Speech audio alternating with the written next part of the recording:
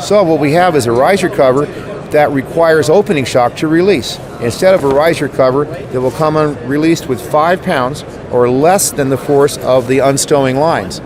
Now this means that your risers will be fully up and erect when the canopy comes out of the bag, which means all the lines will be tensed of equal length. That's what a bag is for, to put out tension on the lines before the canopy comes out.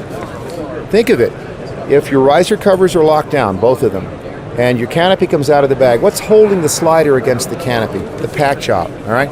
Once the canopy comes out of the bag and it pulls the riser covers, it introduces 2 feet of slack and it lets the canopy jump 2 feet above the slider. That hurts. It plus gives a snap right there. You know, you're going at 2 feet. Worse, if one of them comes undone, when the canopy comes out of the bag, you now have lines on one side 2 feet shorter than the other side. Your canopy is going to spin, and as it spins, it dives into the wind, and one side inflates hard. Breaks risers, breaks your neck. All right? So now we have riser covers that come undone, both of them, on the first or second unstow of the lines. All right? So that always your lines are in tension. Try this experiment at home. Have someone hold your canopy and your rig so that the lines are tight, and move your slider up and down. Now lay it down, take the tension off the lines, and move your slider up and see what happens, how you form pressure knots. All right? You want your lines tight under equal tension when the canopy comes out of the bag. We never had the problem with Velcro riser covers. What's changed, and why is a hard opening now death or broken femurs?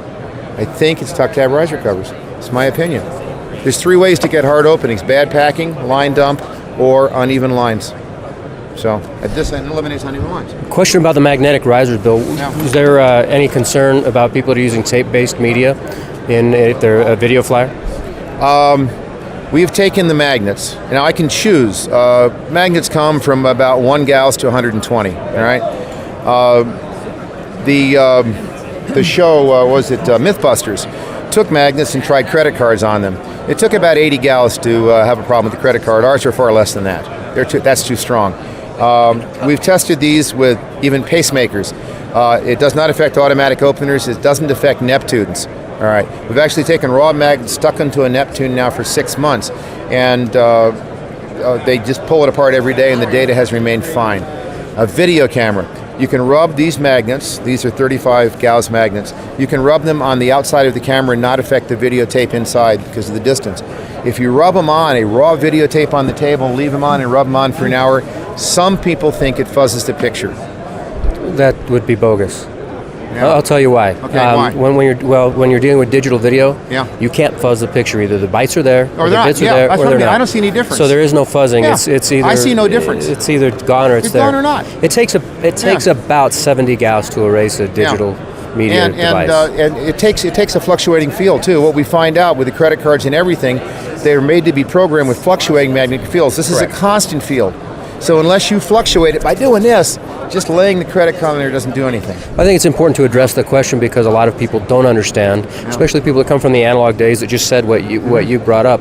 It fuzzes the tape. No, it doesn't. Either I didn't erases see it. or it's Some not. people said it fuzzes the tape, and I'm the same thing. It's going to fuzz the digital tape. It might pixelate it, but it's not going to fuzz it. It's snake oil. But so we tried it with the photographer. We gave some to Cypress and asked if, and of course there's electromagnetic field produced, and the wire for the Cypress is running right along there. So that's the first thing we worried about. Because when you take 2 magnets apart, you make a little burst of electromagnetic energy. It's not enough to affect the automatic openers. And like I say, the digital media storage in Digitudes and Neptunes are not affected. All right.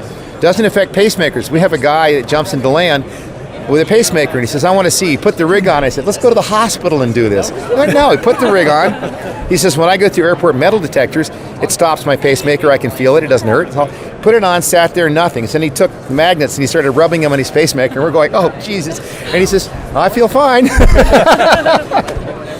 Now someone asked, what about if you have in the carotid artery a stent? I haven't checked on that, but I have one in my heart. Okay, right there. Let me see. 3. I don't know. There are bound to be some problems, but fatalities from opening shocks is a known problem right now. And I do think that it's better. These have all the benefits of Velcro, but they don't wear out and they don't tear up stuff. Yeah?